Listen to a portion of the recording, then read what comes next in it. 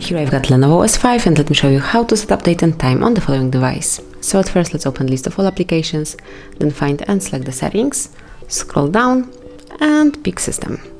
Here you'll notice date and time, simply go to this tab and now you can either have an automatic date and time or you can switch it off by tapping on this icon, and now you can set the date and time manually by yourself, so it's up to you what date and time it currently is. Then you can also switch off automatic time zone and you can select it from the following list. So as you can see, you've got plenty of possibilities here, just pick it and that would be all. Finally, you can change the format of your clock, so you can pick either 24-hour format clock by tapping over here, or you can use the standard one, which is 12-hour format clock.